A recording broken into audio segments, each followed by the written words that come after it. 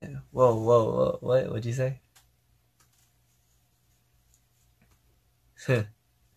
Funny. 확실히 다양한 댓글들이 참 많은 것 같아요. Je ne pensais pas faire cette vidéo un jour, et encore moins aussi peu de temps après le décès tragique de Sully. Mais je suis désolé, le sujet est si grave et si révoltant que je suis obligé de vous en parler. S'il y a des personnes sensibles à certains propos, notamment à l'encouragement au suicide, sachez qu'il y a des termes qui seront employés dans la vidéo qui pourront peut-être vous heurter, alors faites attention. J'espère que la vidéo vous plaira.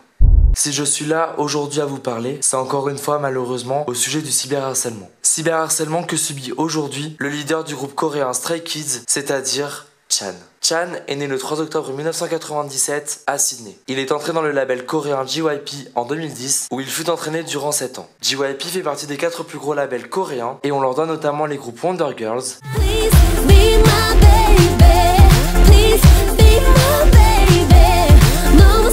2PM,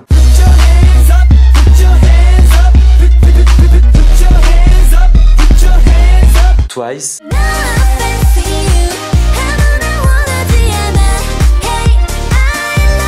ou encore GOT7.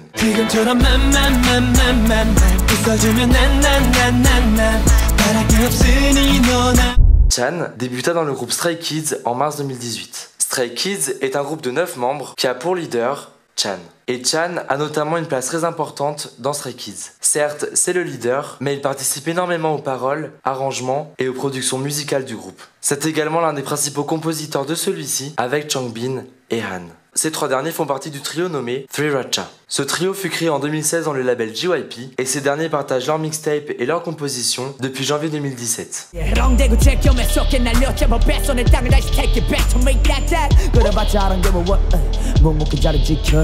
Ce trio a une place très importante dans les productions, arrangements et paroles de Stray Kids. On leur donne notamment les chansons My Pace,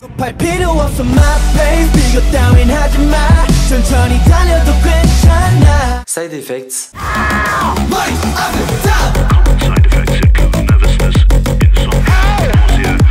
District 9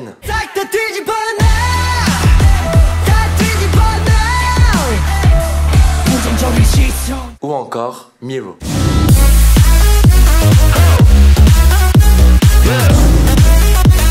Stray Kids fait depuis ses débuts un très beau parcours. Leur tournée mondiale en 2019 est passée par l'Asie, l'Australie, les États-Unis et l'Europe. Elle a rassemblé environ 100 000 personnes au total.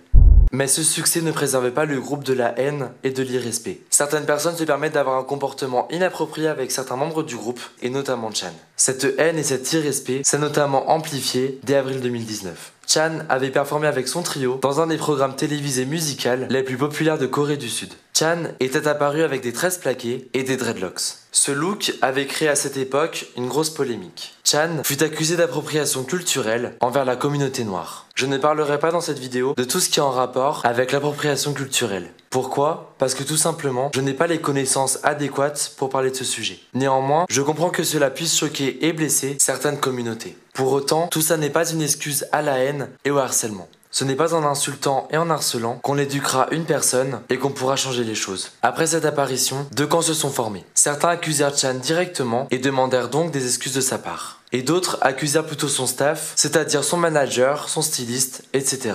Cette phrase, qui provient de la fanbase française de Stray Kids, me semble personnellement assez importante de souligner. Même si Chan a 22 ans, qu'il est le leader de Stray Kids, qu'il compose, écrit, produit la majorité des chansons du groupe, et qu'il a lui-même choisi les membres qui feront partie du groupe, le jeune homme reste néanmoins un artiste de JYP, et qu'il est donc sous la direction de son manager et de toute la hiérarchie au-dessus. Il n'est pas le seul à décider de ses actions et de ses paroles. Beaucoup de personnes ont donc attendu que Chan s'excuse lors du prochain V-Live qu'il avait l'habitude de faire, ce qu'il ne fit pas. Dès cet instant et durant plusieurs mois, Chan fut la cible d'un cyberharcèlement constant. À chaque apparition, chaque photo, chaque live, des personnes l'insultaient en le traitant de raciste.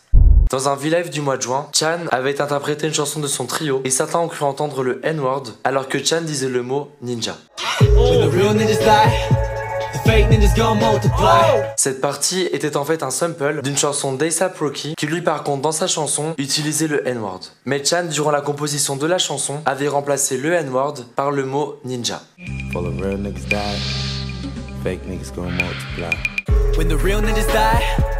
fake ninjas gonna multiply. Cependant, des personnes en ont encore plus profité pour encore plus accuser Chan d'être raciste. Dans un autre V-Live du mois de juin, Chan s'excusera de ne pas être quelqu'un de parfait. I'm just really sorry that I'm not perfect. I mean, I always try to be perfect. I always try to be the best. I always try to satisfy everyone.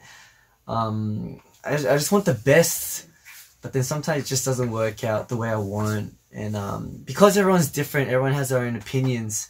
You know, people can take things the different ways.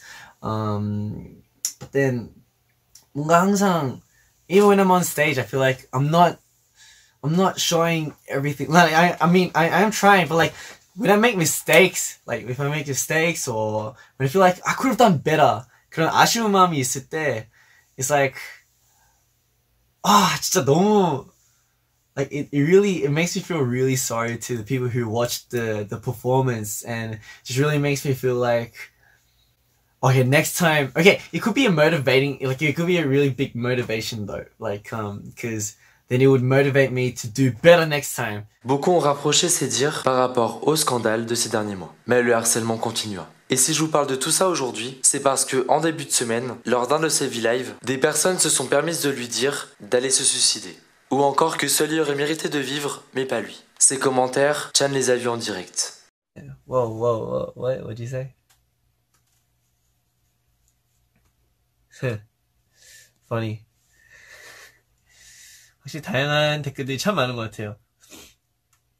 Ça me brise mais vraiment le cœur de voir ça. Ces mêmes personnes qui lundi dernier pleuraient le décès de Sully, et ils refont exactement la même chose. Je n'arrive pas, et franchement ce que je vous dis c'est vraiment ce que je ressens, à comprendre comment on peut continuer aujourd'hui à avoir ce genre de comportement. Et surtout après les événements tragiques qui se sont passés. C'est trop facile de pleurer Sully un jour, de faire des très beaux textes sur le cyberharcèlement, pour que le lendemain ces mêmes personnes continuent de cracher leur haine, leur irrespect, leur harcèlement sur Twitter, Instagram, Facebook, Snapchat et tout ce que tu veux. Je vous invite vraiment à signaler toutes les personnes qui contribuent au harcèlement de Chan, et même pas que lui, qui contribuent au harcèlement de tout le monde. Faites des screens, signalez les comptes qui harcèlent les gens, faites des signalements aux autorités françaises lorsque ça touche des Français. Ne laissez pas, s'il vous plaît, se reproduire encore une fois des événements tragiques. Je compte sur vous. Prenez soin de vous et de vos proches, et à la semaine prochaine.